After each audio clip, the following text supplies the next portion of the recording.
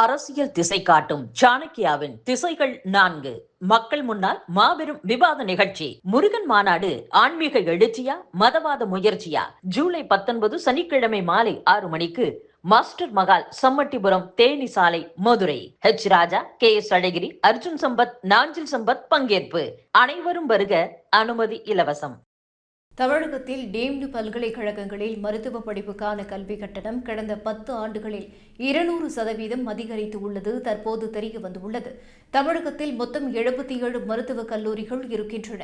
அதில் ஒரு ஆண்டுக்கு MBBS படிப்புக்கு மொத்தம் 11,700 இடங்கள் இருக்கின்றன.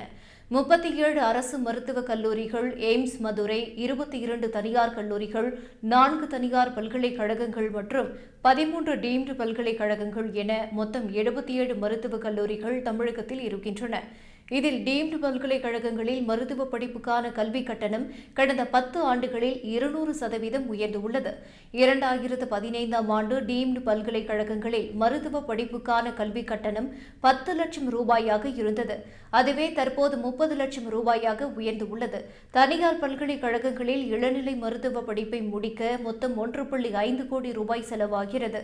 கட்டண குழுவால் நிர்ணயிக்கப்பட்ட கல்வி கட்டணத்தை பின்பற்ற வேண்டிய கட்டாயத்தில் தனியார் மருத்துவக் கல்லூரிகள் இருக்கின்றன. ஆனால் இதுபோன்ற விதிமுறைகள் டீம்டு பல்கலைக்கழகங்களுக்கு கிடையாது என்று கூறப்படுகிறது. இதன் காரணமாகவே டீம்டு பல்கலைக்கழகங்களில் மருத்துவ கல்வி கட்டணம் 2015ஆம் ஆண்டை விட 2025ஆம் ஆண்டு 3 மடங்கு உயர்ந்துள்ளது.